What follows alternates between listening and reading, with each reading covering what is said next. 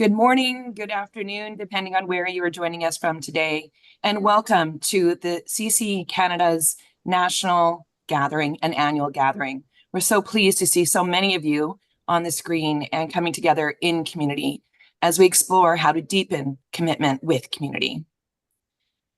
This is our second annual gathering for CCE Canada. My name is Susan Mide. I am the co-chair of the Management Committee and a founder of CCE Canada. I am also the Vice President, Community Engagement at the University of the Fraser Valley. I returned home to the Valley about 2 years ago, and I'm honored to serve this inaugural role at UFV. I spent 20 years living and working in Treaty 7 region in Southern Alberta, including 15 years at University of Calgary before joining UFV. I want to acknowledge the land in which I am situated today. As I mentioned, I'm so fortunate to work, live, and play in the Fraser Valley in Stalo-Tamuk.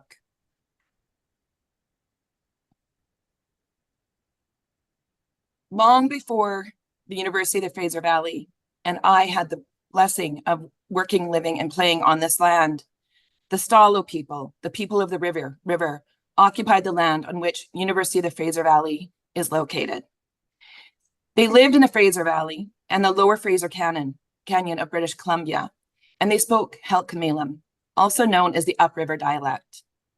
The University of the Fraser Valley recognizes and honors the contribution that Indigenous people have made and continue to make to our community, and supports Indigenous learners and seeks to incorporate Indigenous ways of knowing in the curriculum.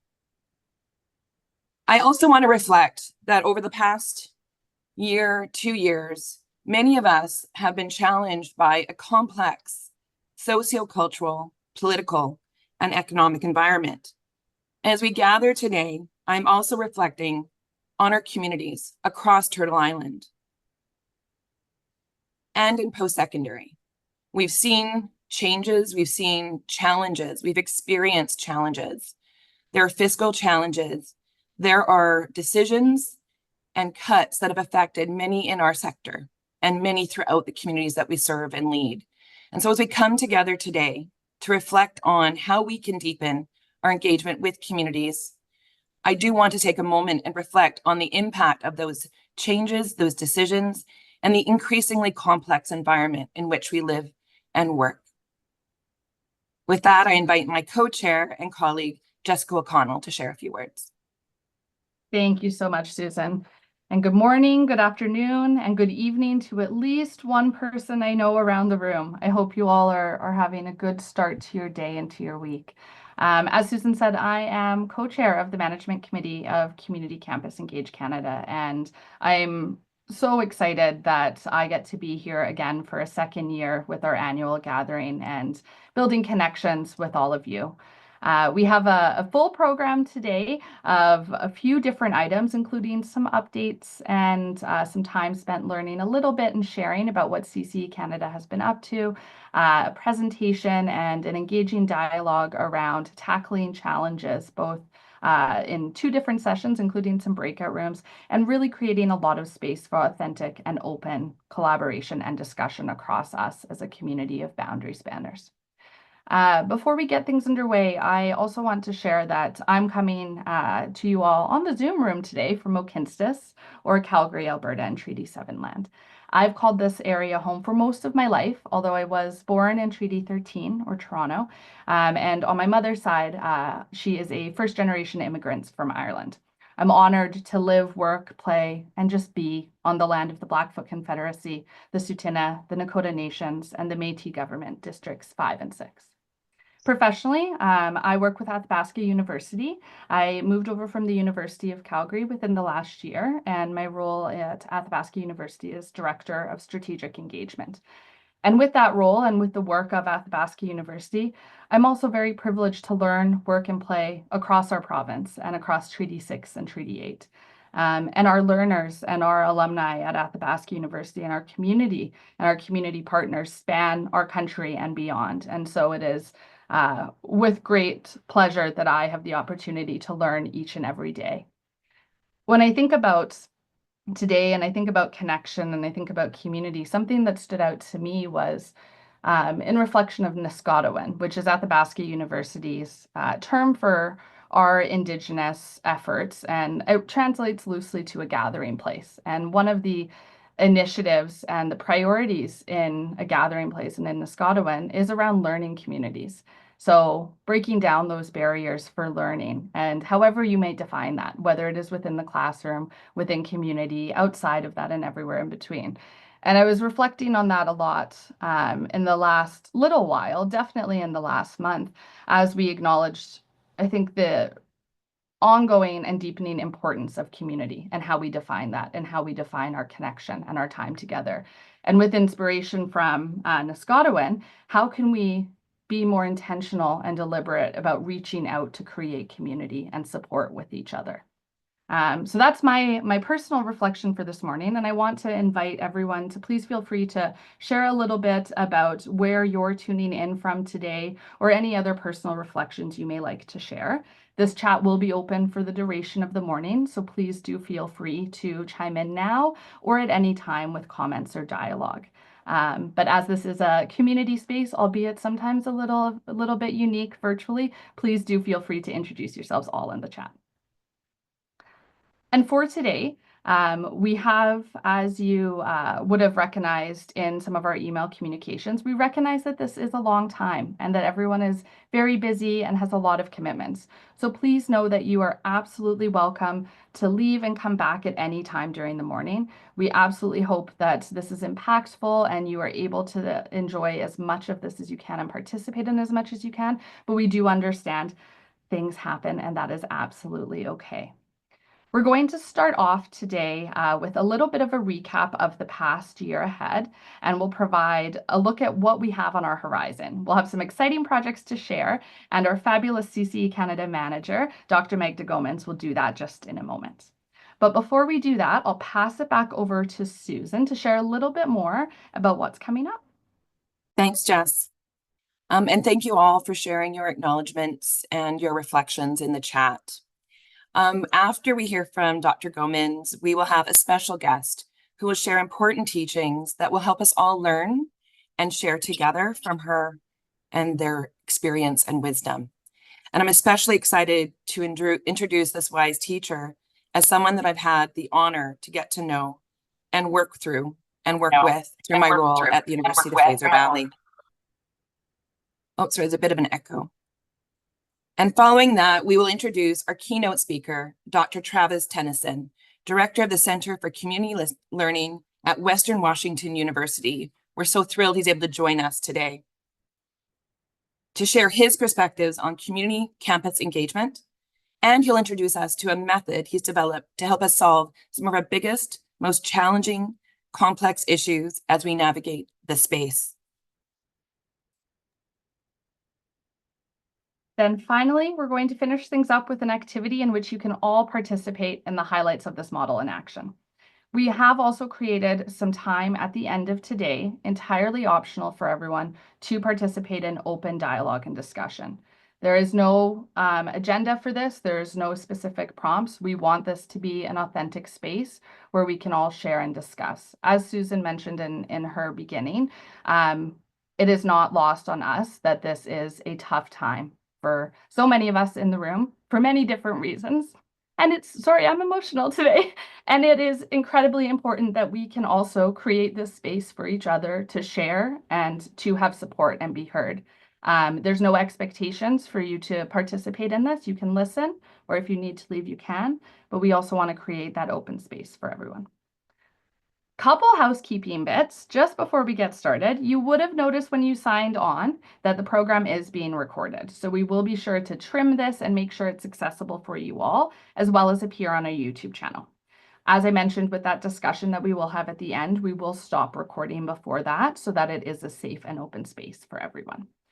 We will also include the link to the recording as well as some of the resources that will be shared today in our follow-up email and in our next newsletter. We're all old hats with Zoom by now, but just remember, mute that microphone just in case you are popping in and out or something is going on. And please, as we said, feel free to use this chat. This room is for all of us. We will be taking a break at about 90 minutes through the session, so we will have that planned for you. But again, should you need to step away or take any breaks, please do what you need to do for you. I think we're all ready to go now, so it is my absolute pleasure to turn it over to Magda. Thanks so much, Jess. I share how you're feeling today, and I'm just so glad to see everyone who's come to join us. So I'm just going to take the next 15 minutes or so to just give a little bit of an update on how we've been doing at CCE Canada. And I'll just ask Lynn if you could please share the slides for us. And thank you, Lynn, for running the slides. So I'm just going to start with a brief overview of our organization for anyone who doesn't know. And I think most of you know me, but I'm Magda Goemans. I'm manager here at CCE Canada. I've been here for several years, and it's been an absolute pleasure to watch this organization grow and to work with all of you.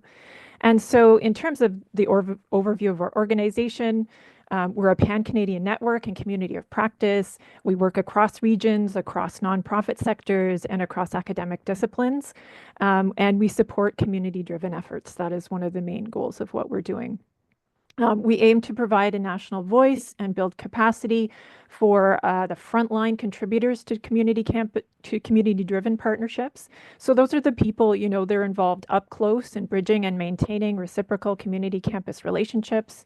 And so that would include community engagement professionals, engaged faculty and students, and of course, community partners. Next slide, please.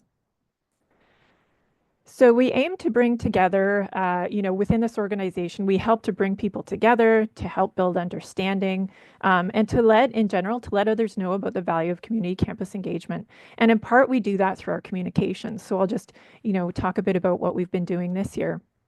So ongoing, we've had our CCE Canada website. That's available at ccecanada.ca.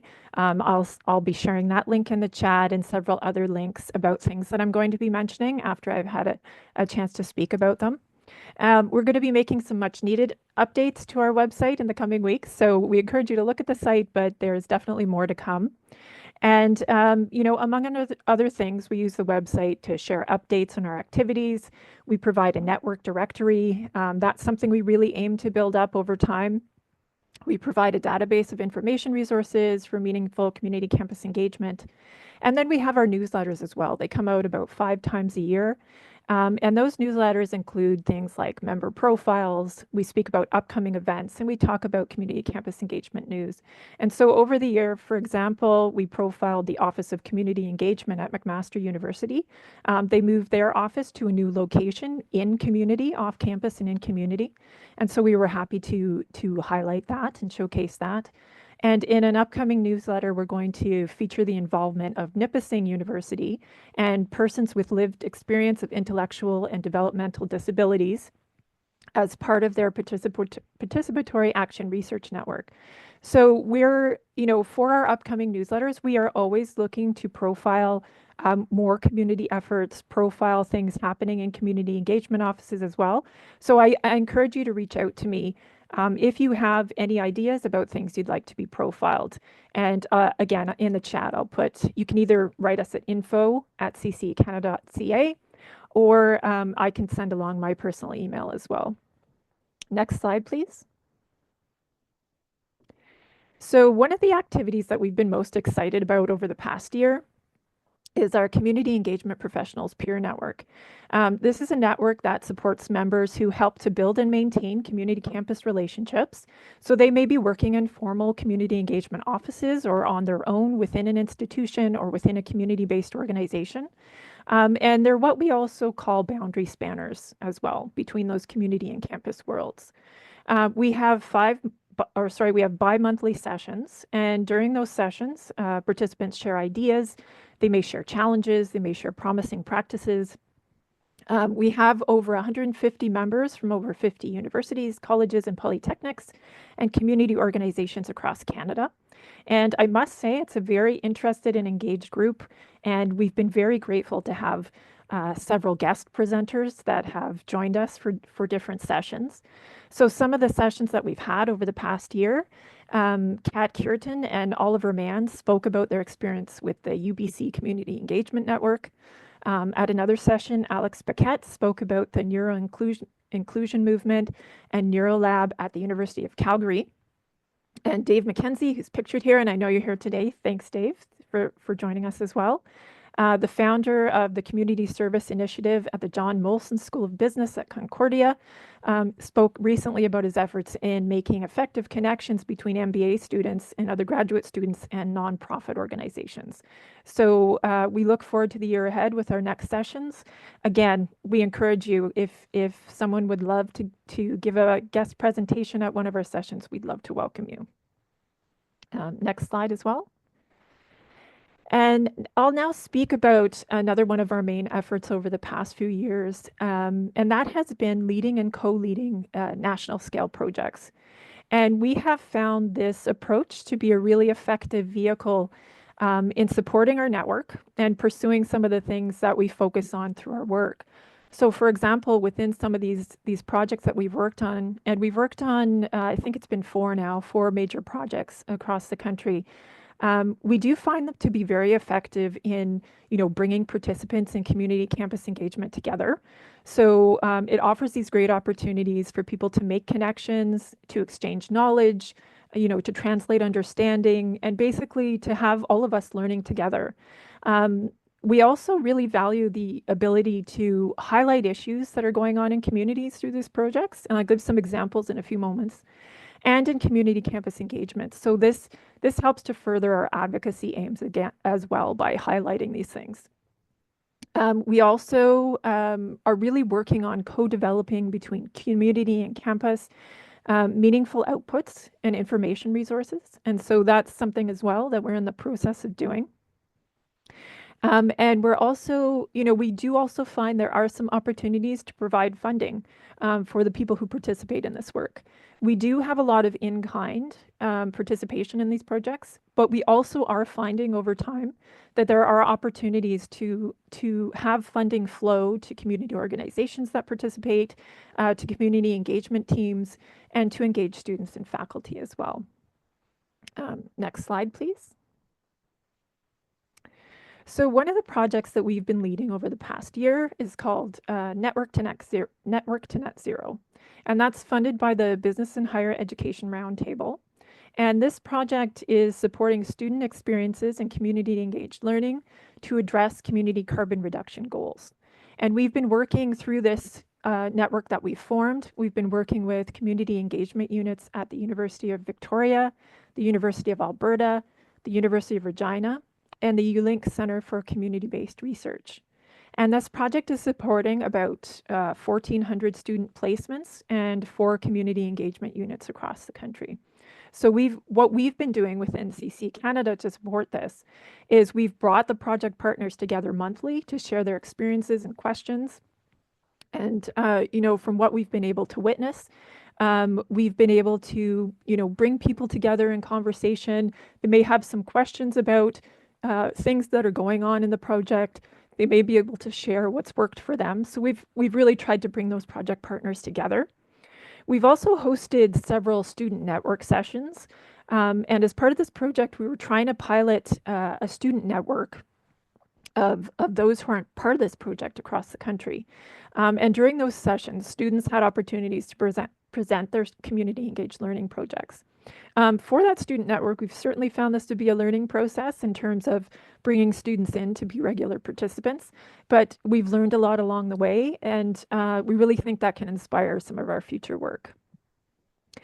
We also created resources for participants, including a video on student experiences in CEL, an infographic about moving towards net zero through CEL, and an orientation video for faculty and community partners.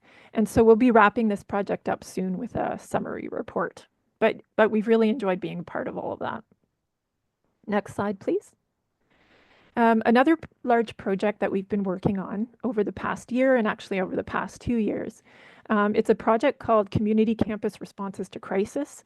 It's co-led by the University of Regina and CCE Canada. And the principal investigator is Amber Fletcher, professor in sociology at the U of R. I think you're here today with us, Amber, so thanks for joining. And the project explores essentially how community engagement teams may support community initiatives to address impacts of climate change and how to strengthen boundary spanners within these efforts to support community. And through this project, one of our biggest aims has been to build a knowledge sharing network, as we call it. I think we're moving into a different terminology of knowledge exchange network as well for a future project that we're working on. And this is a network across Canada of community engagement professionals, or boundary spanners, as we've called them as well, and others, who have opportunities to come together, again, to share ideas, to speak about challenges, and to really work through these ideas around how may community campus partnerships support responding to impacts of climate change and dealing with social impacts of climate change. So the participants in this project across Canada have included 15 post-secondary institutions, including 4 institutions conducting in-depth community campus case study projects with community partners. And our project themes have included working with populations experiencing homelessness as they deal with the effects of climate change, and another example, looking at heat effects on older adult populations.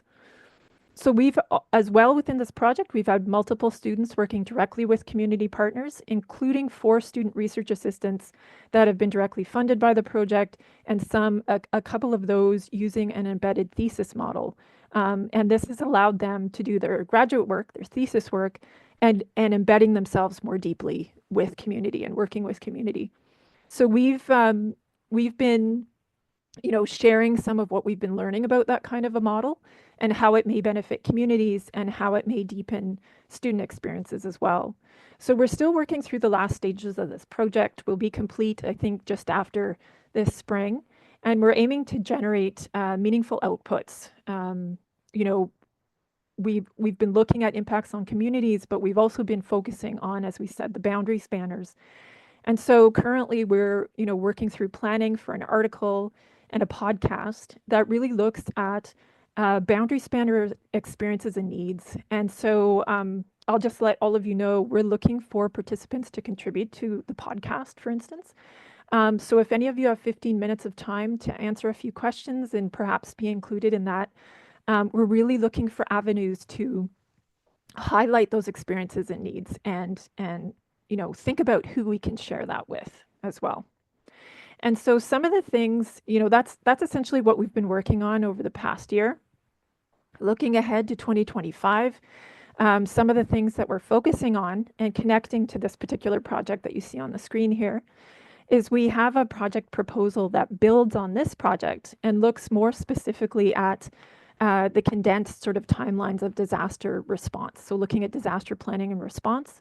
As I said, it builds from our current project. We're proposing a 5-year project that would be funded by a SSHRC partnership grant. There's a 2-stage process in that. So if we find we're successful, we would begin the project in spring 2026. And essentially, we're looking at how are increasing climate risks impacting marginalized groups in Canada, and how may PSIs deepen their connections to surrounding communities through collaborative disaster preparation and response. And I'll just ask for the next slide, please. And so briefly, we've got a little diagram there, but basically we're working with various partners across the country. And I must say it's been an incredible effort of building and strengthening these relationships, and a really amazing process, regardless of how this all turns out, is in building those partnerships. So we have a series of case study partners again, this time working with 6 post-secondary institutions across Canada, looking at in local scales at working with various different populations from different communities. And then we have a wider group of knowledge sharing partners we hope to work with within a broader strengthened knowledge sharing network that consists of our community engagement professionals, then disaster response and climate resilience professionals and scholars, and organizations representing diverse communities. And so we are days away from submitting that proposal. And if we find we're successful and can move on to stage 2, we will invite others to join this knowledge exchange network. So if anyone is interested in being part of this effort, and we'll keep our fingers crossed that we can be successful, we invite you to join us with that. Next slide, please. Moving ahead into this year, some of our other planned areas of activity involve opportunities to connect, to share knowledge, and to further advocacy efforts. And so we'd like to, over this year, we haven't had as many, but we have a Community Voices and a Campus Conversations webinar series. The Community Voices webinar is aimed at, as the name suggests, offering a platform and any kind of tech support or any kind of planning support to community organizations if they want to come speak to our network, speak to others beyond our network, and share the kind of work they're doing, or perhaps any kind of partnerships they may be interested in with PSIs. We also have a Campus Conversations webinar series where basically we speak about issues going on related to CCE. We also help to start an engaged faculty peer network. We've had some interest and some discussions around that, and we're still working to do that as well. We are also very much interested in ways we can support our members think through around advocacy efforts, particularly in the current climate where we're seeing some very severe and unsettling cuts to community engagement programs. We really aim, we're thinking about where can we support our network? Can we provide advocacy through articles or other media? Are there letters of support we can contribute to? Or can we simply convene members for focused conversations? Can we brainstorm through strategies? We're really thinking about that right now. And next slide, please. And a significant area where we plan to move forward with this year is in terms of professional development. So we've been working with our members over the last several months to develop new opportunities. One course that we hope to develop in the future is called Building Relationships for Impact, Principles and Practices for Authentic Community Campus Collaboration. And that would focus on the process of ethical and effective relationship building in CCE. The development of that course will take some time, and we're currently trying to pursue some funding as well to get that going. But in the meantime, we're very excited that we're going to be having, in terms of professional development, an upcoming workshop on March 27th called Engaging Communities in a Good Way. It's a half-day online program and focuses on decolonizing community engagement and also considering how that may inspire how we engage with all communities. And so we are very excited to have this event. We'll be providing more information about it early next week.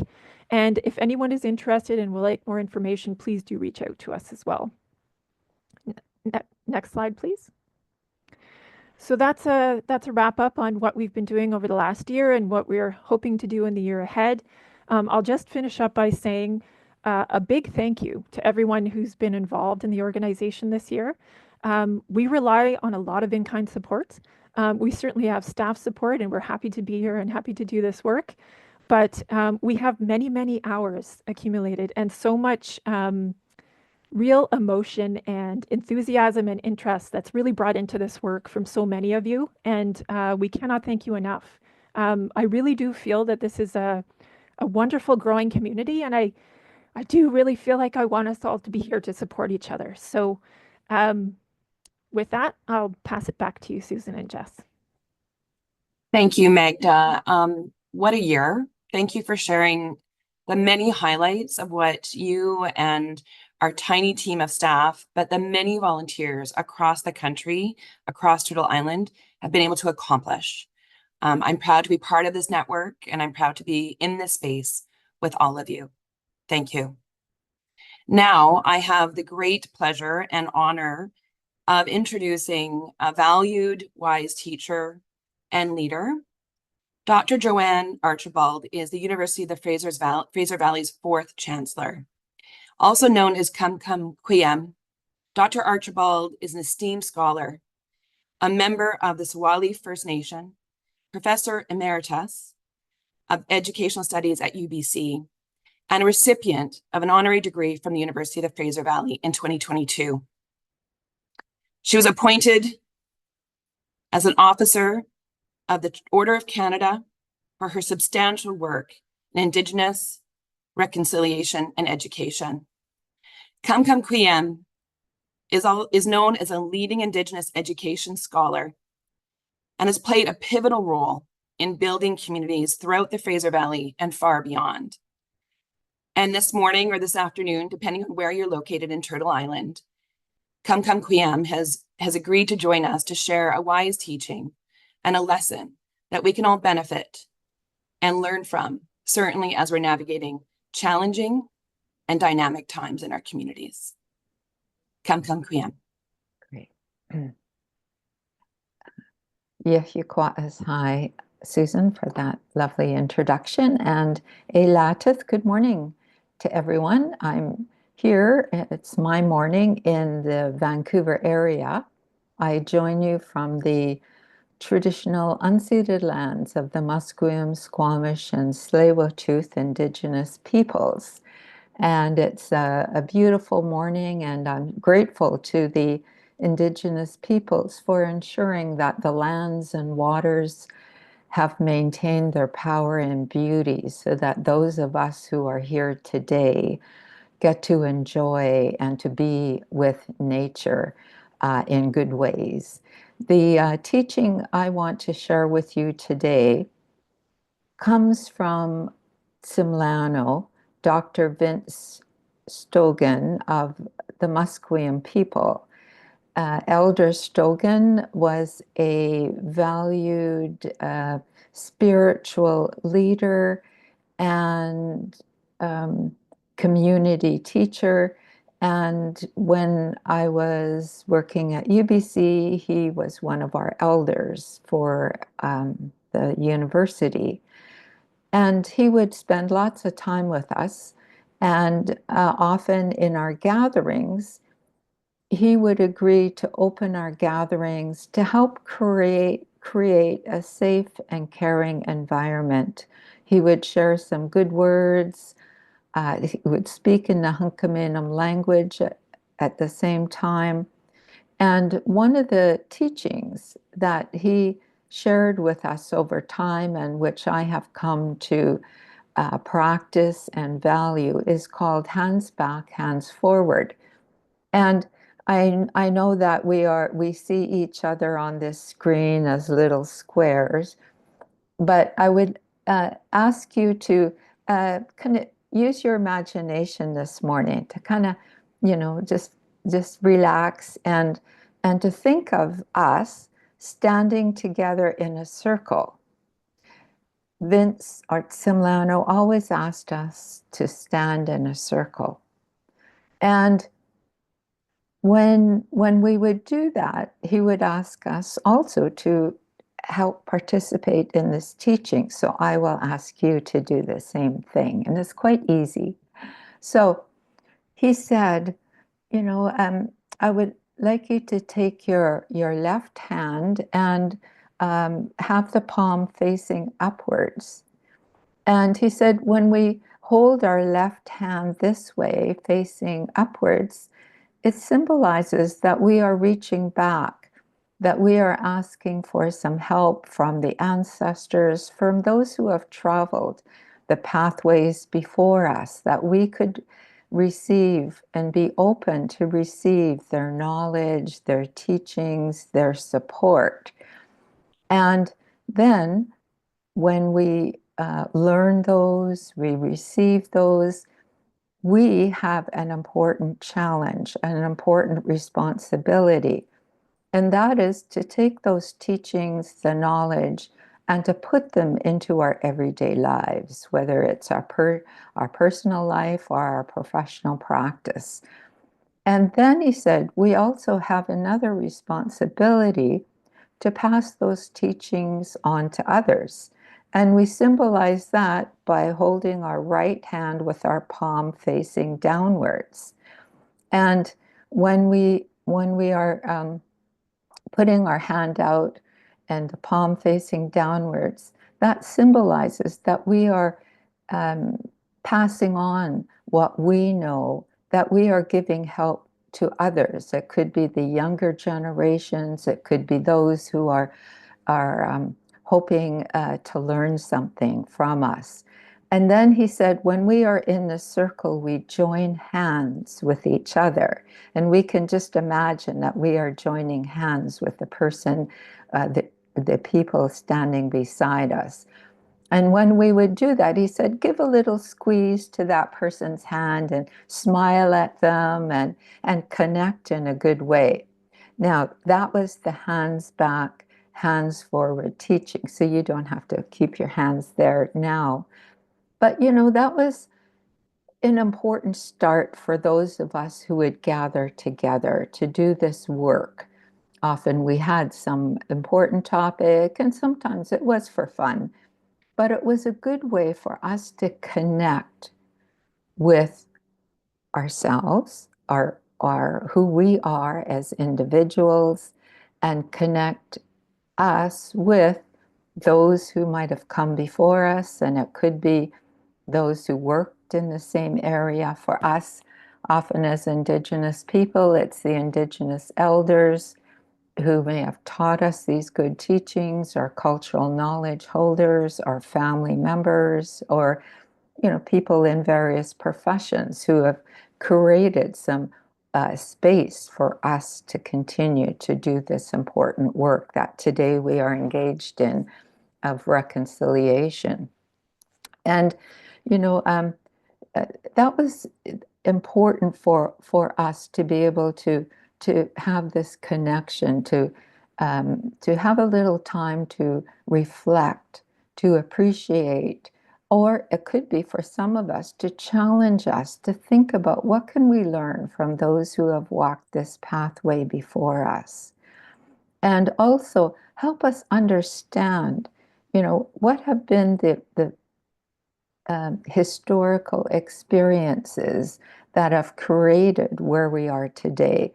Of course, for Indigenous peoples, and for all people, in fact, it's to understand the impact of colonization that has been experienced in Canada and elsewhere, but particularly, of course, in Canada, that it helps us, if we are working with Indigenous community members, to take time to understand, what that intergenerational impact has been on Indigenous peoples who were denied speaking their languages, who were denied practicing culture, ceremony, which is at the heart of who we are as individuals. It affects our identity.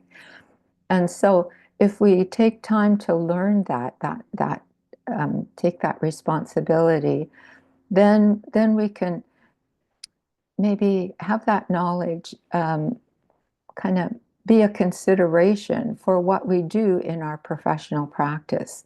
And I do value the work of Campus Community Engage Canada in ways that you are having folks in a circle that come from different campuses and universities and post-secondary institutes. And you are putting your hands out to join together, with everybody, to share experiences, to also work together to think about a better future for others. And that is important when we are thinking about the future, when we learn these Indigenous teachings, or we learn from experience to help us be a better human being to ourselves, to the environment, to others, or to help us improve our professional practice, then we also have this, it's a form of reciprocity. It's a way to help, and it's not so much a giving back, but it could be giving forward, if you will, to be able to mentor, to share what we know with others. And this is what I found our dear elders have said, that when we do this kind of sharing, this form of reciprocity of giving to others, it helps strengthen the knowledge, the practices, the teachings that we have. And we can also ask critical questions, for our professional practice at the same time. So when we are giving to others, then it is a way that we can continue to strengthen our knowledge, to continue to ask critical questions. But it's also the opportunity to mentor, to cooperate, to build relationships with others, and especially for the future and the younger generations. or perhaps for those who need to learn, for example, learn why reconciliation, truth and reconciliation is important to us. And Simlano also said that there's always room for one more person to join this circle. So, that's important, that it's this ever expanding circle, that it is inclusive, that there are ways we care for one another. At the same time, we can nudge one another too, to be the best we can be, or to think about important policies or programs or practices that need to be there, that will engage us and others fully and in good ways. So with that teaching, there's so much to it that has helped me over the years in whatever work I do and also in my professional life, to think about how can I reach back to receive good teachings, to learn history and to learn more knowledge. And then how can I take that and put it into my everyday life? And for me, of course, that's a big challenge. How can we do that? How can we take some traditional teachings and make them contemporary, current? And it's certainly possible because those teachings are timeless, And then, of course, to help others. And this is what I'm so appreciative of our dear Indigenous elders and cultural knowledge holders who have shared these wise teachings. At the same time, with those teachings, they also include some form of responsibility so that we are ethical in how we learn and how we work with other people's knowledges, so that we can ensure that we are honoring that knowledge and sharing it in good ways. So I'm very happy today to be able to share this teaching with you, and wish you well in the work that you will continue to do with Campus Community Engage Canada. So Yehukwa Asai, all my relations. Kwasai, I raise my hands to you, Kam Kwiem. We are also grateful for your words and for your wise teachings. And I'm thankful for the teachings of the past and what you've shared with us today, which will help us move forward. So many wise teachers, elders, knowledge keepers across Turtle Island have shared their wisdom and their knowledge in such a good way with so many communities since time immemorial. And today we are so grateful, and we raise our hands to you. And I want to acknowledge your teaching with a gift from CCE Canada. And so we have a piece of art for you that depicts and represents strong earth women. And when I think of you, I think of the earth, I think of the land, and I think of community. And then I also have a gift of tobacco, which I'll ask my colleague and partner, Jessica O'Connell, to speak to. Thank you so much, Dr. Archibald. It was a pleasure to listen to you today and to be able to take heed in the stories and the learnings that you shared. So thank you. As I am in Mohkinstsis and in Treaty 7 territory, we did want to, from CCE Canada as well, express our appreciation with the offering of tobacco. So thank you. Something that stood out to me about what you just shared, and I invite everyone around the room, please share any thoughts or reflections or comments you have in the chat for us all. I really deeply resonate with the metaphor and the story, and I actually wrote down the hand up in the hand back, hands forward piece for something that I'm hoping to do with my team actually next week, as I think it's a beautiful story to think about how we all work together and support each other. But when you discussed giving forward as well, that really resonated with me, and how we take our reflections, our learnings, and what we learn from our history, from our ancestors, from those that have mentored us, and apply that to where we can go together. And again, I think cognizant of where we are right now as a community and as a community of people working in community and with community, there is always room for one more person. So thank you so much for sharing with us and for being here. It is deeply, deeply appreciated. Thank you. Next up, we're going to move right along into introducing our keynote presenter for today.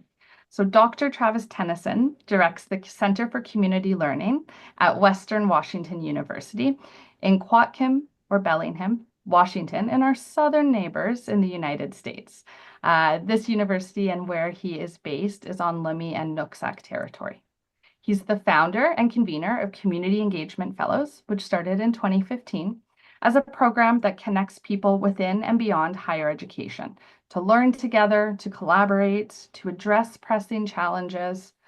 Travis's childhood adventures in the driftless area of Wisconsin on the Sauk and Meskwaki territory and Alaska's Kodiak archipelago on the Alutiiq and Sujpiaq territory inspired his curiosity about people and place and his eagerness to help our species live more peacefully, collaboratively, and gently.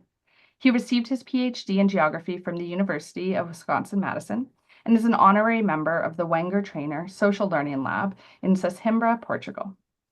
Thrilled and very excited to learn and engage with you and your colleagues today, Travis. Thank you so much for being here. I'll pass it over to you. Hey, thank you, Jessica. Thanks, everyone. I feel really honored to be here to spend some time with you, and just wonderfully impressive work that you're all doing together. And I know how much work it takes to pull people together and have them invest in a learning community like this that they don't have to be a part of, but they choose to be a part of because they can see the value of it. And that's what my work is. And I just applaud all of you for choosing to be members of this and choosing to give it such interesting and diverse life. It's just wonderful to sit and listen to, hear about all the projects happening, and just to hear the spirit and the effort of figuring out how higher education can be useful in the 21st century, useful to all the different peoples that we're trying to have relationships with, serve in a good way. And yeah, I just want to honor that before jumping into any of my own stories. One thing that came to mind for me before I talk about my work at Western Washington University is just when I'm a geographer, I did graduate research on wildlife, conflicts over wildlife in Alaska, among other projects. And the title of my dissertation ended up being Trouble in Paradise, because what I had seen, among many things, what I was seeing was people fighting with each other over an abundant place and being unhappy about it because of greed and because of narrow-mindedness. And that especially hit me because that was a home place for me. It's where one of the places I grew up, and to see my neighbors and friends not being able to enjoy and thrive in the landscape as much as they could be because of their unwillingness to sit and listen to each other and learn from each other was just made a big impact on me. It's part of what drew me into doing this kind of work, moving outside of a traditional classroom environment and trying to be doing convening work, helping public universities walk the talk of serving everyone. I think that's what we want to do. So a little bit of I'm just going to give you a little bit of my story into Community Engagement Fellows, and then sooner than later I want to get into sharing this one practice design clinic that has become a core practice in our fellows program, and something that people have informed for us, and also that we've kind of helped people adopt and use in their own context. And that's a hope that I have for you, that you can leave feeling like, oh, well, that's one more thing I can do with my meeting tomorrow or next week or whatever, to help people learn together in an equitable, really enjoyable, productive way. So when I came a decade ago to Western Washington University, my task was to start a faculty development program to get community engagement growing on the campus. And I talked with a bunch of the new faculty that had been hired that year. And though we didn't have words for it, what they wanted was a community of practice. They wanted to have help with the work they were doing. They were interested in, had worked in lots of different communities, but often didn't know how to start that work or do it well, and establish partnerships here. So we created a program for faculty from our university, the local tribal college, Northwest Indian College, the technical college, and the community college to all be in learning communities together and meet about once a month through the year and talk about what does a healthy partnership look like, what kinds of support do you need, what kinds of projects are you thinking about. Sounds like very similar to what your peer network is doing right now across the whole country.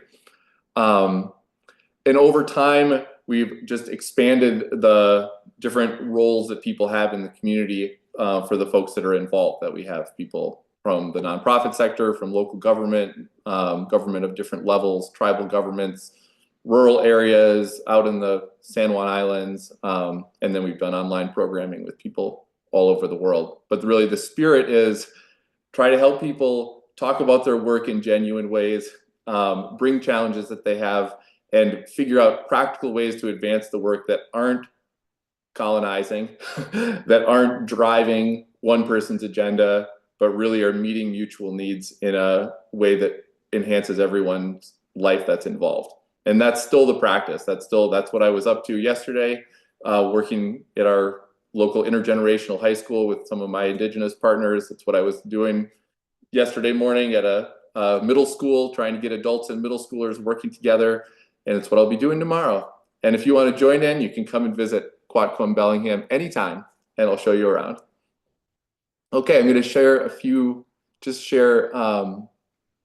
well, before I share slides, one other thing is a big part of that learning process for me was coming to learn that there is a field of social learning and that there's a field of communities of practice, and that part of what I was intuitively doing and following my colleagues and responding to what they wanted was that this is actually a thing, and that we can develop a language around it, we can become better at it, we can learn how other people are doing systems convening work, cultivating communities of practice in other sectors and other parts of the world. And that has helped me so much. So part of what I'll share too is sort of language that I've learned from people like Beverly and Etienne Wenger-Trainer, who are leaders in the social learning field, and from other people in the networks they've kind of cultivated. So that's part of the story for me. Okay, I'm going to share my screen and share a few slides, and then we're going to get to a design clinic soon, I promise. Okay.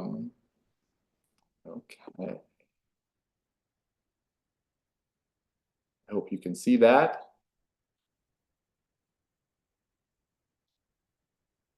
Someone stop me if you can't. So we didn't have the language of systems convening, but this kind of work is, you've used the word boundary spanner a few times in describing the work of people in this network and of this network itself. A kind of different angle at that in Bev and Etienne's writing is systems convener. And so they talk about systems conveners as, you can read the quote there, but people that are looking at the social landscape that they're in and seeing unrealized potential. Say, if we could just get this group of people to talk with this group of people, magic will happen. Good things will happen that won't otherwise happen. And we're going to create spaces for those relationships to develop, those partnerships to develop in a way that everyone's humanity is recognized, everyone's wisdom is recognized, everyone's challenges are recognized, etc. So what we're doing in Community Engagement Fellows is trying to bring people from these different sectors into learning spaces so they can meet each other, talk with each other, figure out what next steps make sense in each of their own work. I could say a lot about that, but I'm not going to. We'll move on. We can come back to these things, but it's what you're also doing in this network and what you do in your own local work, I know. But it's helped me so much to have some language to explain the work a bit better. A big piece of the work is gathering people in cohorts for weekly or monthly meetings, 6 or 8 times. They're intergenerational cohorts. We often have high school students, college students, professionals, people within and outside of higher ed, all in a learning community together, learning about partnerships, talking about the landscape and what they're observing in our communities, and also bringing their challenges to workshop through things like design clinics. Programs are free. There's always some room in the circle to use that. So we don't have a requirement for who the program's for. If you want to be part of it, you're part of it. But we do try to design it in a way that it makes it accessible for people like the high school students at Options High School. We're meeting during one of their class times, you can see here, and adults are joining in there to learn alongside them.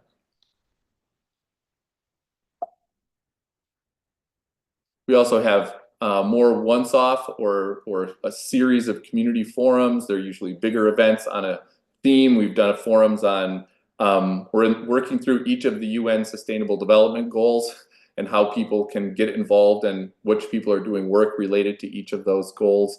And that's what you can see at a public library forum in the bottom picture there. So we have those kinds of gatherings for people that maybe can't sign up for a whole cohort, but want to be involved as well, or as a way for people to stay involved after they've been a part of a cohort. We do lots of field-based activities. I wanted to share this picture. This is on Galiano Island in the Gulf Islands, right near us, but on your side of the border. This was in 2019, a gathering of people thinking about how to improve the health of the Salish Sea, how to recognize and celebrate Indigenous cultures and all cultures, and really in good ways. So we've had gatherings like this often in different parts of the Salish Sea region where we are, and getting back into that more. So when we're pulling people together in these spaces, we're thinking of it as a social learning space, which is a whole field of learning theory that we could spend lots of time on, but we won't. We'll just leave it for now to say there are 3 elements in Beverly and Etienne's theory. There are 3 elements of social learning spaces. People need to pay attention to each other and the landscape. We need to be striving to make a difference, and we need to be engaging uncertainty. And a design clinic is what helps us do that, engaging uncertainty in a rigorous and organized way. So that's why it's become such a key practice for us in convening these intergenerational, multi-sector, multidisciplinary spaces to get people to be able to share their wisdom, but not take over and have one voice or a select few voices dominate. So a design clinic is a simple process. It has 7 steps in our current practice. We're going to practice one with Colleen has offered a design clinic request that we'll practice with in just a couple minutes. It starts with someone asking for help. Could you help me? And sharing a little bit of context. We then move on to them sharing, if we've kind of missed it, this is important to me because, why is this challenge important to you? How does it connect with who you are as a person, what you really care about? Step 3, the members of the group ask the person who asked for help to share more about, to learn more context. So that's a back and forth. We do that for 4 minutes. After this step, the person, Colleen in this case, is silent, and the rest of us talk about what this challenge makes us think of.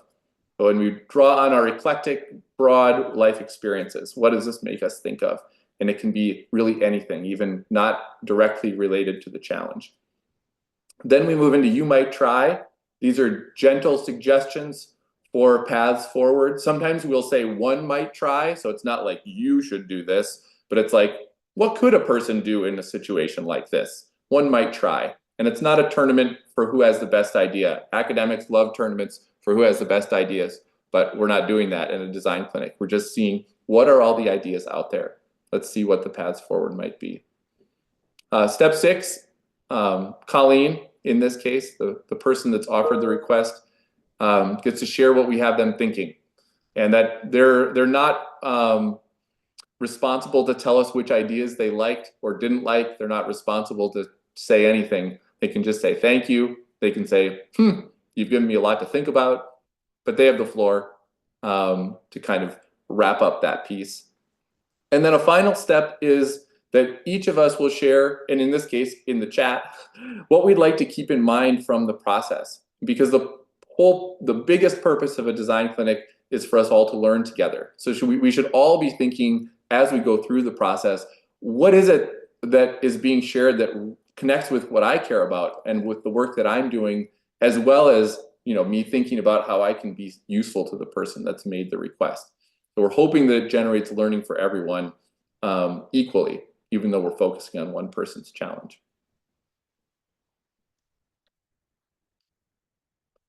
One of the keys to an effective, you know, really rich design clinic is having a request that is singular, simple, practical, actionable, inviting, and energetic. And that can sound like a lot of things, but it's really like, just ask for help. Don't ask us to do with something interesting and challenging that you're doing. Don't ask about your whole job. Don't ask 3 or 4 different things. Don't ask for someone else to be able to do something. Think about your own work, your sphere of influence, and what you might be able to do. I put some examples here. This is the challenge that Colleen has offered for us. Could you help me demonstrate the impact of the nonprofit and voluntary sector support network? That's great, very simple and direct and practical. We're going to dig into that soon. I just put this other one here because that's a challenge that we workshopped yesterday at Explorations Academy in a Community Engagement Fellows cohort. Could you help me create an event for the Queer Club at Bellingham Technical College? And we had a really rich discussion about that. It was very, you know, into here's how you could make flyers, all the way up to here's how you could frame the event, you know, to make it feel welcoming, to respond to the political situation, all of that. So it was the whole span of our brains being engaged, and we were able to help NOAA move forward with that challenge. Before we move on, start thinking about challenges that you have in your work. Think about, what could I ask this group for? Because after Colleen's design clinic, we're going to be organizing ourselves into small groups to go off and do some design clinics in breakout rooms. And we'll need several of you to offer a challenge that you have, a design clinic request. And so, and that's a generous offering to the group. It's not selfishly taking up space. So we'll need some people to do that. So if you're interested in doing that and you say, ooh, I've got a good one, I encourage you to maybe send a little direct message to Lynn, good luck, and say, hey, I could do this, because Lynn's going to organize the breakout rooms when we take our break. So be thinking about that. We'll need that to happen. One final thing before we do Colleen's design clinic. There are a couple workshops that we're involved with. One around systems convening and community of practice that Beverly and Etienne are leading here in Bellingham in June. Be delighted to have you come for that. It's the only workshop that they lead on Turtle Island. The other ones are in Portugal. And then we'll have our Community Engagement Fellows State of the Art in November here in nearby Bellingham at Shannon Point Marine Center. And it'll be really about CE Fellows and how the practices have evolved, how the programs evolved, and to help you take a bigger convening approach in your own work as well. So we can talk more about that, but we don't have to right now. Okay, we're going to do a design clinic. So Betty has put the format into the chat, so have it available to you, and I'll help you through it as well, and remind you of the steps as we go. And what I encourage as many of you as are comfortable to turn your cameras on and make Colleen feel like you're here for her, and ready to engage and share. As we go through the steps, just you can put your hand up if you'd like, and I'll try to call on people. It's also not bad and rude if you just jump in. Just try to not jump in over top of somebody too badly. My sense is it works better if people share aloud their, share more about or what have you. If you aren't comfortable sharing aloud and you really want to say something, it's okay to put it in the chat. Maybe I'll read it out loud or someone can notice it alongside. But just to give a feel for how it can work in person, it's great to say things out loud. And I'm going to be timing this. And if one of the other facilitator people would like to capture the You Might Tries, if you would like, it's recorded, but you also someone could write them down for Colleen as well. It might be easier for the rest of us. That's just a practice that we have. We can do it in different ways. Okay, so I'm not scrolling Instagram. I'm just looking at my timer. And so for 2 minutes or less, Colleen, you have the floor to share your challenge, share a bit of context, and then restate the challenge if you would, please, and we'll dive in. Sounds great. Thank you so much, and a pleasure to be here with you all today. And again, my name is Colleen Strow, and I'm the director of the Nonprofit and Voluntary Sector Studies Network. It's a big, long name, but we call it the NVSSN, and I work at Luther College, which is a federated college of the University of Regina. And the work of the NVSSN, many of you will be familiar with this type of model, but we are specifically, our mandate is to support a thriving nonprofit and voluntary sector in Saskatchewan. Okay, so we do that in a few ways. We have a certificate program in nonprofit sector leadership, and we also have our broader network, which fits into this kind of community campus engagement space where we're providing learning opportunities, networking, helping develop and establish research connections, supporting research projects, and just really trying to innovate in that space of nonprofit and voluntary sector leadership, and kind of being that space where folks can connect and learn more about how the university can help support build capacity in that space. So that's a little bit about the NVSSN. And so now I'm going to reiterate my question to you all.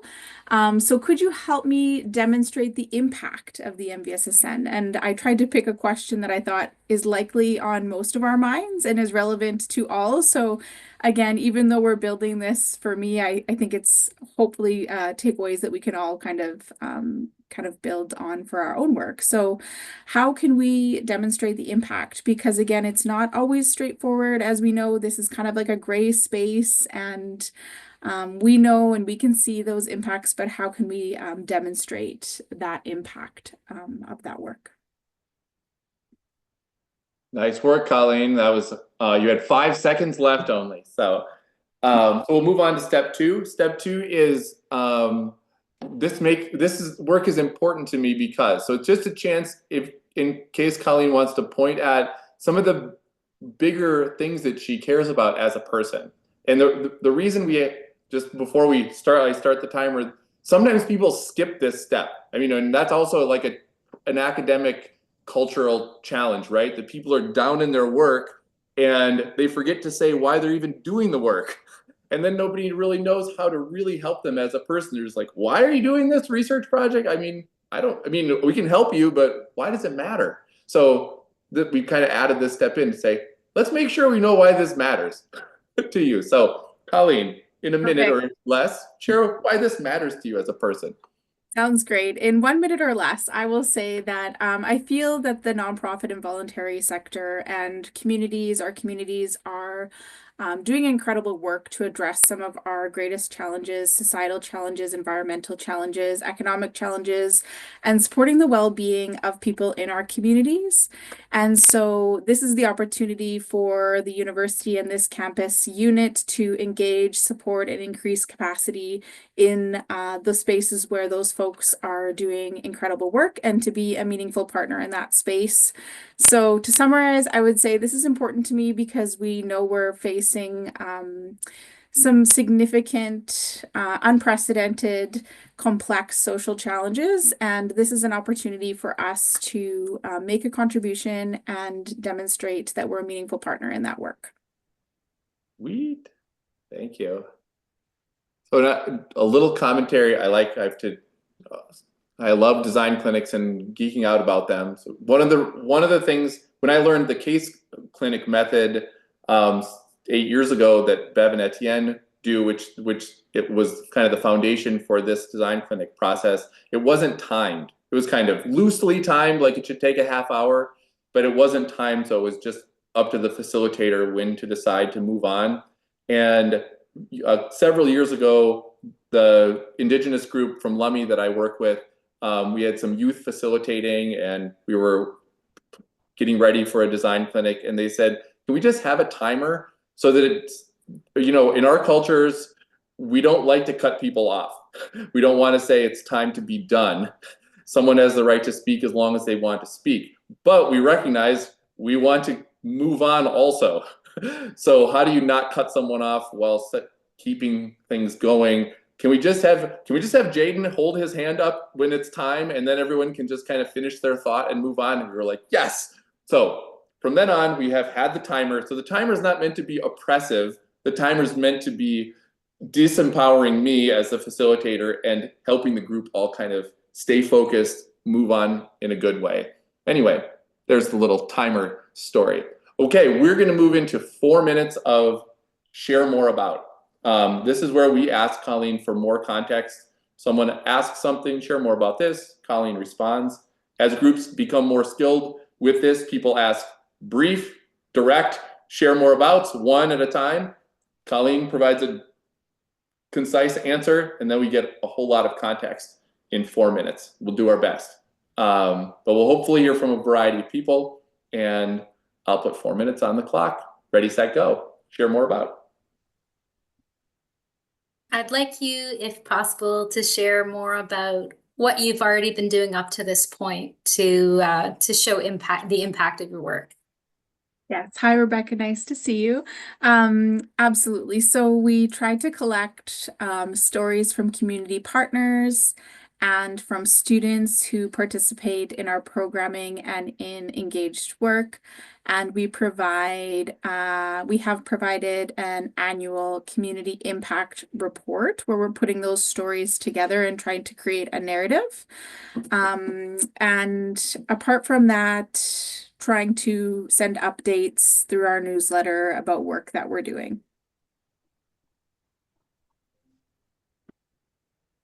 Thank you.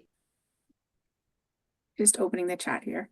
Kat Kuratun has said, share more about your target audience. Who are you trying to demonstrate impact to? Who do you need to convince?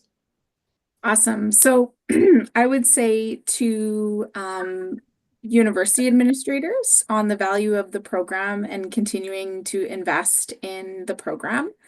Also in potential funders who might be interested in supporting that work. And finally, and possibly most importantly, is to our stakeholders and community members so that we can be transparent and open about the work that we're doing, and at the same time receptive to feedback about how we can grow and change that work and impact to be meaningful to them. Can you share more about the metrics that you track? Yes. So I don't really have the very thorough established metrics, I'm going to be honest.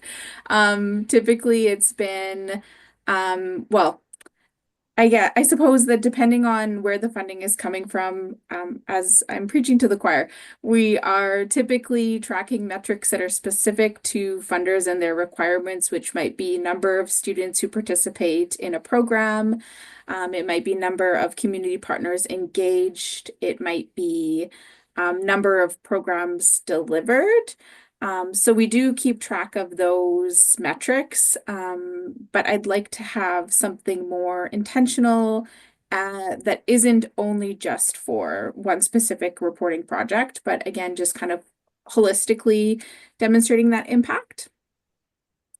And I see Liz is asking about what impact success looks like for your audience.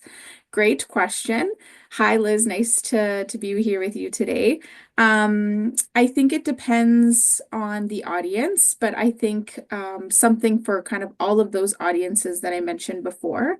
Well, like first, let me say students, because I think one of the biggest and most important audiences for the program are the students who are taking part in our certificate program and or our programming. And the goal is to get them more engaged in community and to help them understand how they can contribute to community development and play an important role in leadership in our nonprofit and community sector. And so I think for that audience, first of all, students, success would look like the opportunity to engage in a project that helps them develop skills and that they deem to be a meaningful engagement where they're empowered and contributing to community and helping advance projects within the community. And I suppose directly related to that would be the community partners. So they'll have a project that they scope out for work that we're doing with them and ensuring that the students in the project are delivering what they're looking for and what they need, and advancing and increasing their capacity, which again, like I said at the beginning, is our goal, is to increase capacity so those projects are meaningful for them and helping them advance their mandate and community work. And then I think the other audience that I mentioned was university administrators, and I think success for them would look like that the program is meeting enrollment targets, that it is delivering engaged learning, and that it is impactful for community. And again, that looks differently for those different places, communities, I will say. I hope that answers your question. Okay, great job, everyone. We're at 4 minutes. Colleen, our practice at the end of this step is to say to you, the person that offered the request, is there anything else that you'd like to share before you have the privilege of silence? Because you won't get to talk for the next 2 steps. So this is important. My colleague Laurel Hammond started doing this because she was like, sometimes groups get way off track and they ask about something that really isn't what the person wants help with, and this is a chance for them to redirect and say, remember, this is what I actually want help with, or, oh, I forgot I have, this is the resource that I have, or I forgot my boss doesn't want me to do this, so I need to do it under the radar, or, something like that. So Colleen, is there anything else you'd like to share before you have the privilege of silence? Oh, well, thank you. I'm just really excited. So many brilliant minds in the room, and it's a great privilege. But I'll just say, trying not to get too much in the weeds of like one specific grant or programming, but demonstrating impact that kind of can appeal to our larger audiences, and staying true to the real meaning and philosophy, I suppose, of community engagement, which is putting of course, our students and our community partners at the heart of that work. So that would be my last comment. Thank you. Nice. Okay, we're going to move on to This Makes Me Think Of. So when I learned this process, this was called storytelling, and what we've backed away from storytelling and said, let's just do This Makes Me Think Of, because we don't really want stories, because stories lead into advice very often. We're going to keep the advice in our minds away for now and say, what does this challenge make you think of in your own work related to university community engagement, or much more broadly and eclectically? And you can say something in this step that you're not even sure why it makes you think of that. It makes me think of when I forget to stop at a stop sign on my bicycle, and then I feel very embarrassed. That could be it.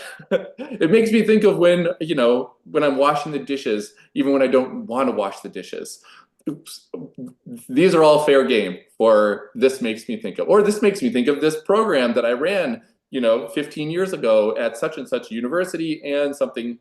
And maybe I'll keep in mind some suggestions that I have in the You Might Try section. But hold the suggestions for now.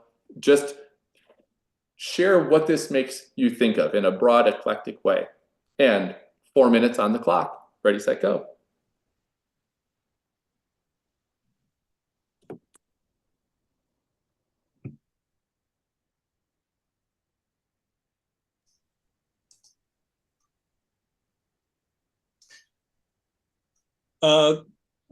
Jim Blake here from Haliburton, Ontario, the ULink Center for Community-Based Research.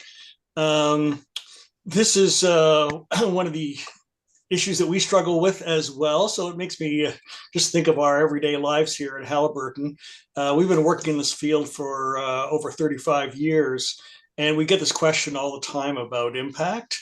And so having worked for that long, we can sort of look through our catalog of the community engagement that we've done, and then look, many, many years later and see what has the ripple effect been. So it's actually choosing things where we could actually see something concrete that has changed in the community and be able to describe that. We started here, and then we actually ended up in this point. But it's not an immediate thing, it's a longitudinal thing. That's what it makes me think of.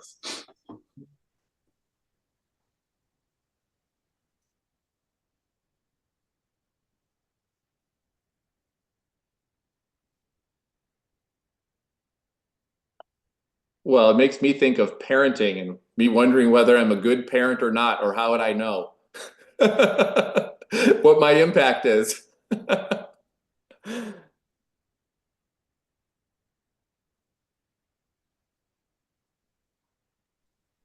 People are putting in things. We have a couple in the chat.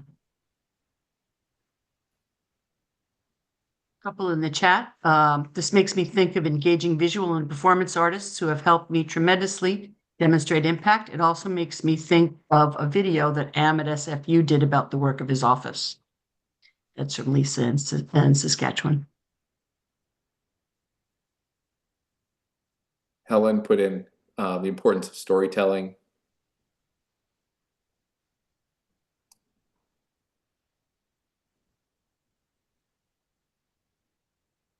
Rebecca says this makes me think about the fine folks at Research Impact Canada.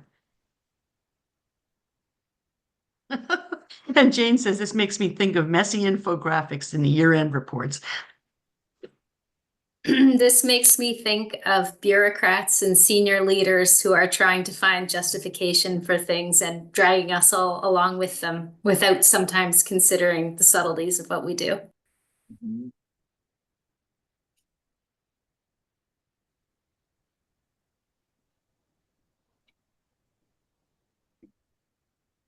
Along that same line, Nadine, from Waterloo says, this makes me think of the challenges in general of showing the impact of the work we do when traditional metrics are tricky. Also makes me think of a presentation when she's given us a link on the Cultivate tool.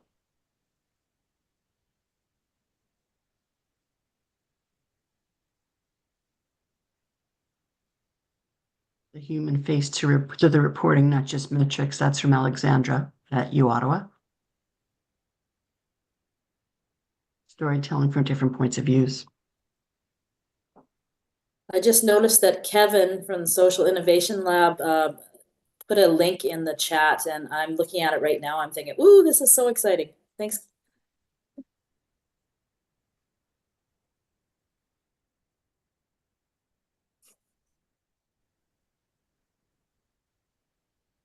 I like that, Kevin. This makes me think of random people in the community know who you are and what you do. That's, you get an endorsement or you don't. He's like, who? Wait, oh, your university has an office that does that? Oh, never heard of that. Oh, dude. All right, we're at 4 minutes, and great job, everyone. It's always interesting to do this online. One thing I encourage you to do is to try a design clinic as soon as you can in person with a group of 6 to 10 people, ideally, just so you can kind of feel like what it's like watching people's body language and kind of having to speak. You can do it with writing as well in person to kind of, if people want to engage that way. But I find from a social learning perspective, people really learn how to share from each other by watching the voice and the body language and all of that. And groups really learn how to do this practice, use this tool better by saying things aloud as they become comfortable doing that. So just an encouragement from me. Okay, we're gonna move on to 4 minutes of You Might Try. So again, this is not a tournament for who has the right best idea. We only do one You Might Try at a time. So you might have multiple ones. Yeah, well, we welcome multiple ones, but just do one at a time. None of this academic, I have 3 points that I would like to make, and here I go. Off I go for the next 10 minutes. Not that. One at a time. Lots of ideas, no bad ideas. And if you prefer to say one might try, if you don't want to be directing it at Colleen, to say, hey, we all kind of have this challenge. How are we all getting the stories that we want to tell out there? How are we all talking about the difference that we're making in our work? Feel free to use that sentence starter. One might try, or you might try, or we might try. So 4 minutes on the clock, and ready, set, go. I think in my statement about what it made me think of was also a you might try. So it's really doing this on a longitudinal basis, like keeping track of the ripple effect, so that you can see those junctures where, oh, this actually ended up changing a policy, it ended up in a new building, it ended up in a new organization, those kinds of things. But it's, just keep tracking from a longitudinal basis where it started, and then eventually where it ended up in the community. Just to add to that, I love what you were saying, Jim. And I must say, like, you might try, Colleen, just related to what Jim said. I'm continually amazed within CC Canada how we bring people together. Some people connect in a way you hadn't anticipated. They create something together you hadn't anticipated, and really thinking about where it might take you. So getting involved with this, where might it take you? That sort of thing, those ripple effects. You might try bringing together the various groups who you mentioned and working together to develop a monitoring and evaluation plan that is closely connected to the goals that you're trying to achieve, but that has also had the input of the groups that you want to work with to achieve these things. That's been a really useful approach in some of the impact stuff that we've done over the last couple of years.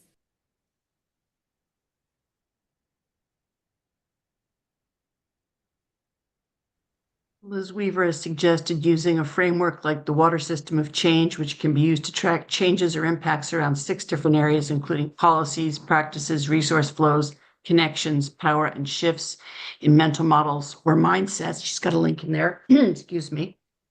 And Kevin has said you might try to have your partner tell your leadership rather than you. Interesting point. And Kevin also says you might build partners wall showing all your connections to the community. Susan, you've got your hand up. Susan Meekis. Thank you, Betty. I also want to just share that at the University of Calgary, where I worked for many years, and now at the University of the Fraser Valley, I led and co-created a process to make principle-based decisions and to evaluate the life cycle of a project or partnership, to evaluate and then report on impact. And the tool that we've created at UFV is called PAIR, and it stands for Partnership, Agency, Inclusion, and Recognition. And not just the PR side of recognition, but recognizing different ways of knowing, doing, being, and connecting. And we based it on our strategic objectives at the institutional level.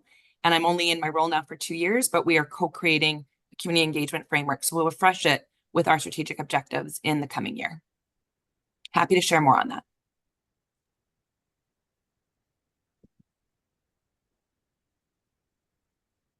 You may try visualizing or creating a visualization of what would be different in your community if your organization didn't exist.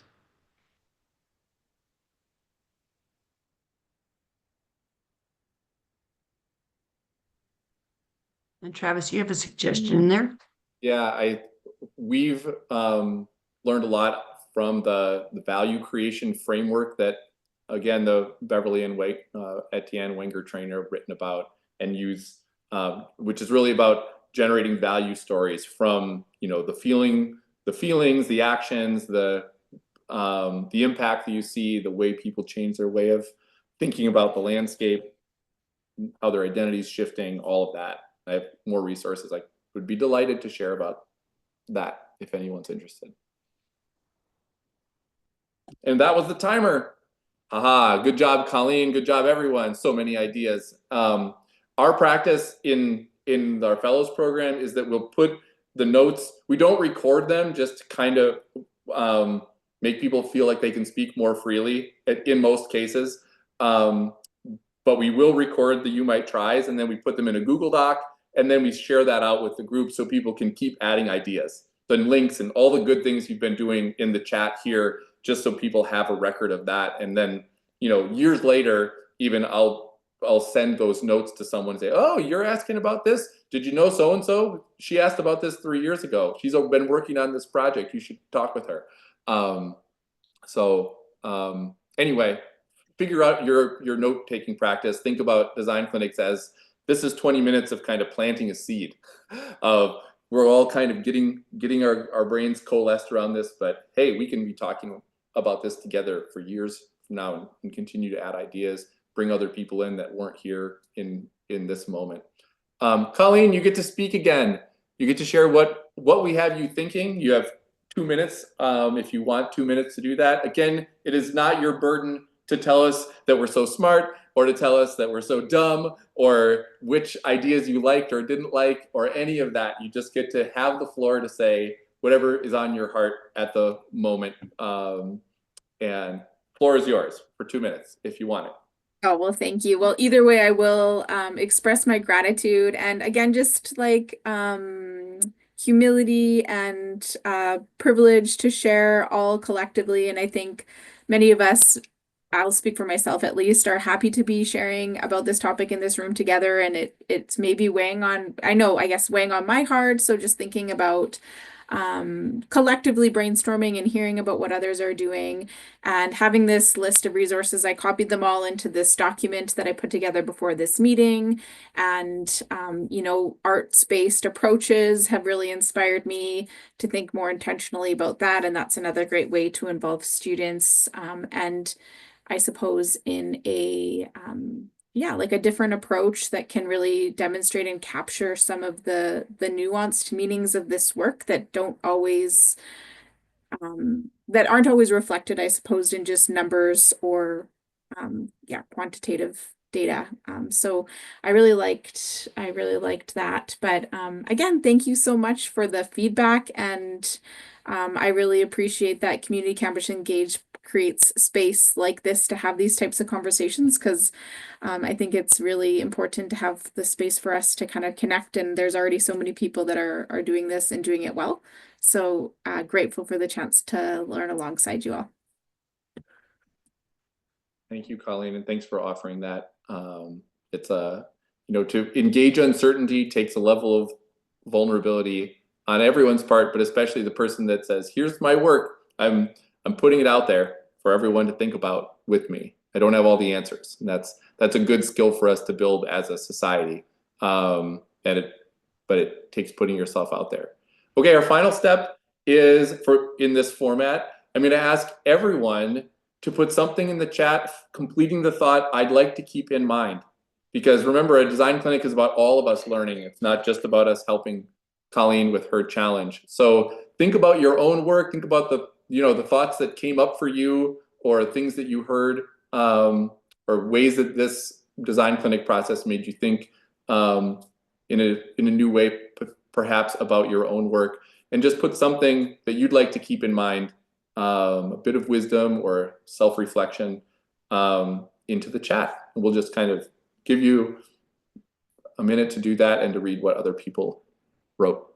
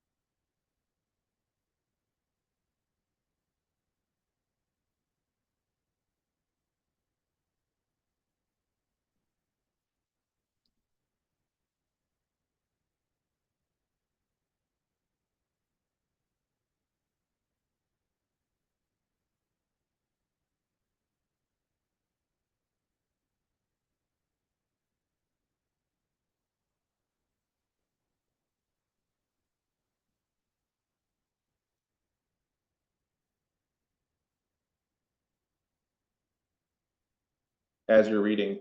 So one more thought from me about design clinic facilitation. So this winter, we're teaching our kids how to snowboard and ski. We have 3 kids, they're between 4 and 10. So we're like doing lots of saying, okay, do this thing just this way. And then you can do it your own way, but just actually put your feet like this, and then just, I'm gonna count down and just slide down, do your little pizza, slide down. And they don't always do it. Believe it or not, they don't always do it exactly the way that I want them to do it. But if they do say, oh, I'll just do it this way one time, it often gets us to the next stage of them kind of figuring out what makes sense for their body, what makes sense for their developmental stage, all of that. So with a design clinic, like when we go into these breakout rooms, I encourage you to practice, use the timing, use the sentence starters, just like say, I'm going to play Travis's game this one time. I might never do it this way exactly again. I have all these other ways in my mind to improve it already. I'm not going to do his thing, but try it once. Try it once with this timing, with these sentence starters. Hold yourselves to it. Make it easy for the facilitators to move the group along. And then you'll have a feeling for how it works with not me facilitating. And then you can riff off and go do your own thing in your own way. That's what everyone does. We're all grown-ups and individuals that do our own thing. But you've seen me practice it. Practice it as close as you can to that kind of process, just for our purposes today, and then go off and do your own thing. There's my final editorial. The rest of the facilitators, what should we do before we take a break so we set up the next thing well? How many groups do we want to have? What should happen before we take a body break? Hi, Travis. I've notified all of the people who volunteered that we'd be setting up 4 groups. And I've let them know in the chat, like, who they'll be kind of co-chairing the room with. So I guess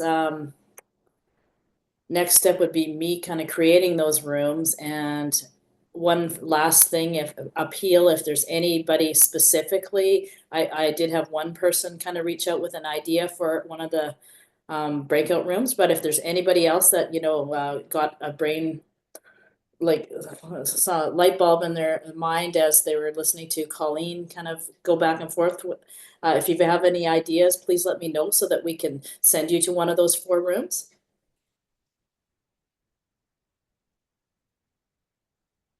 If not, we'll just leave it up to the co-hosts in the room to try to coax an idea out of the people that are in the room.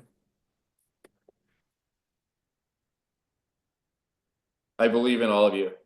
Someone, Colleen's modeled bravery. Just, as you take a break, think of, oh yeah, I got to do this thing next semester. Wonder what I should do. This group could help me. Thanks for doing that practice and allowing me to be part of this. I really appreciate all of you and the great work that you're doing. Oop, Susan, you're muted. I promise I tried to unmute. I said, thank you so much, Dr. Tennessen. Wonderful to meet you and to learn from and with you. And what an engaging opportunity to bring so many different leaders, practitioners, communities together. And I really appreciated from the very beginning, the 3 elements: paying attention, making a difference, and engaging uncertainty. And we are living and working and raising families and navigating a very messy world. And I think we're all navigating some loss. We're navigating some challenge. We're navigating opportunities for co-creation and beauty. And this framework, this practice has helped me reflect on what I can do in my own leadership role and in my communities and with my family. So thank you. I really, really value the teaching and the opportunity to learn together. Now we have seen how a design clinic works. It's time for us to take a health break. So we have about 15 minutes. Is that right, Magda? We're a little bit behind. If we can take it down to maybe 10. Great. So we have about 10 minutes to take a break, stretch your legs, refresh your coffee, and then we'll come back at about what time, Betty? 25 past at the latest. 25 past? We can Okay. get going. That'll give us, it'll be tight, but we can do it. Great, thank you. I have faith. We can do it. So think about an issue that you're currently struggling with, and we'll break into the groups as we've already discussed, and we'll see how your wicked problems, how we can address those and start to find solutions. And if you're not able to stay with us, please let us know in the chat and we can arrange the rooms appropriately. Thank you again, Dr. Tennessen. Thank you all for your participation. Thank you, Colleen, for being brave and bold and keeping us on track, and what a wonderful learning.